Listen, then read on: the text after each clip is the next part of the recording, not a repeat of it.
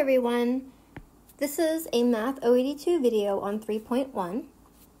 I've already posted a video on the product rule and the quotient rule, so this video will be covering the power rule.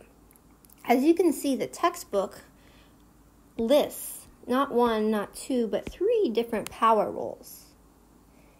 I usually teach the power rule as a single rule, which is this rule here.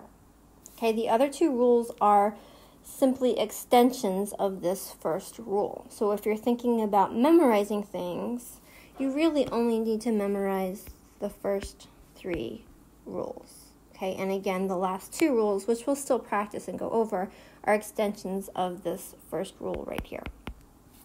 So let's get started. If we have, let's say we have 2 squared raised to the 3rd power. So according to our product rule, this suggests that if I have a power raised to a power, then what I need to do with those 2 exponents is to multiply them. Okay, but we're not going to do that quite yet. We are going to write this out longhand to prove to ourselves that this is in fact true. So the first thing I'm going to do is I'm going to do 2 times 2, or 2 squared, which is 4. So then I will have 4 to the 3rd power. So remember, 4 to the 3rd power is 4 times 4 times 4.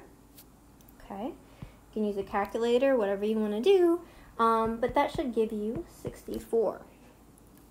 Okay, so let's do this exact same problem, this time using the power rule. So the power rule says that what I need to do is I need to multiply 2 times 3. So 2 times 3 is 6. So what is 2 to the 6th power? Well, let's write it out. 1, 2, 3, 4, 5, 6. Okay, so if we rewrite it, this is really 4 times 4 times 4, which, oh, by the way, is exactly what we got before, which is 64. Okay, so we can prove to ourselves that the power rule is in fact true. Let's move on to the next implementation of the power rule, which is power of a product rule. Okay, so again, this is taking the power rule and the product rule and kind of putting them together.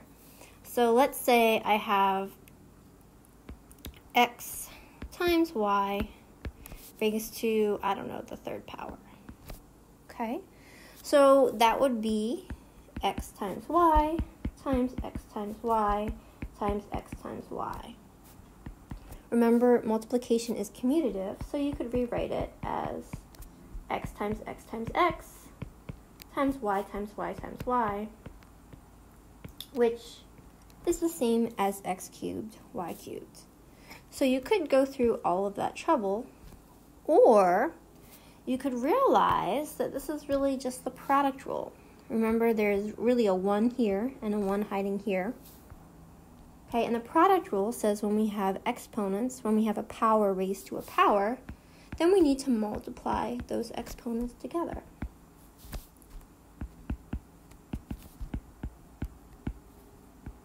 Okay, so this really saves you some time. Let's try some more examples where we don't have necessarily 1 inside of our parentheses.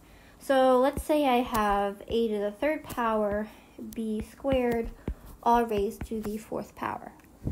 So again, I could do what I did up here. I could write this out long-handed and prove to myself that, this is the answer. Okay, but if I use this product rule, then it's going to save me a lot of time. So I want to first multiply the 3 and 4 together. So I have a to the 3 times 4 power. And then I have b squared raised to the 4th power. So I rewrite it like that. So 3 times 4 is 12. 2 times 4 is 8. So that's my final answer. Okay. Let's do the lost product rule. Okay, so here we're really taking the power rule and the quotient rule and squishing them together. So again, there are really only 3 rules. If you know the product rule, the quotient rule, and the power rule, then you also know this. It's not a separate thing that you need to memorize.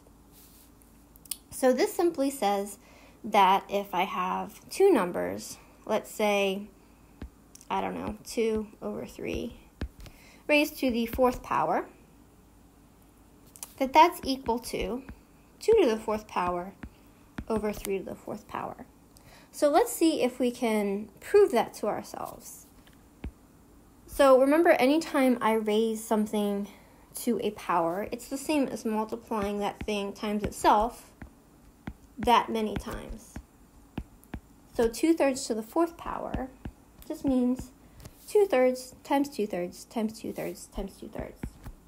So hopefully at this point, it becomes visually apparent that your numerator is 2 times 2 times 2 times 2, which is 2 to the 4th power.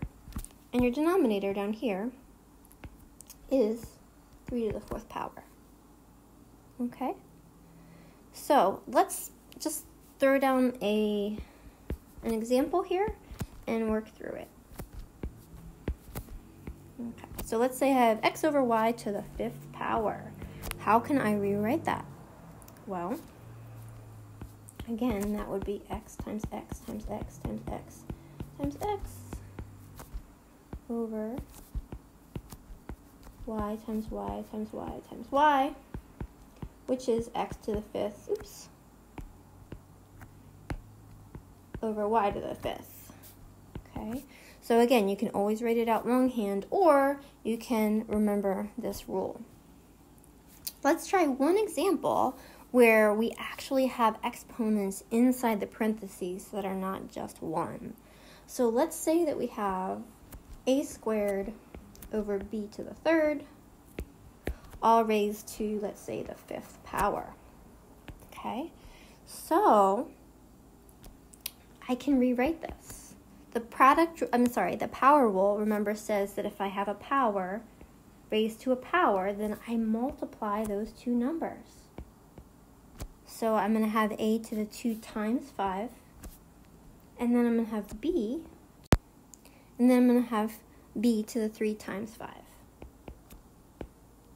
So I have a to the 10th power over b to the 15th power. Okay, and there's nothing I can do. I cannot reduce it because a and b are not like terms. Okay, so stay tuned. I'm going to make some videos actually working some examples where we have to use product, quotient, and power rule all in the same problem.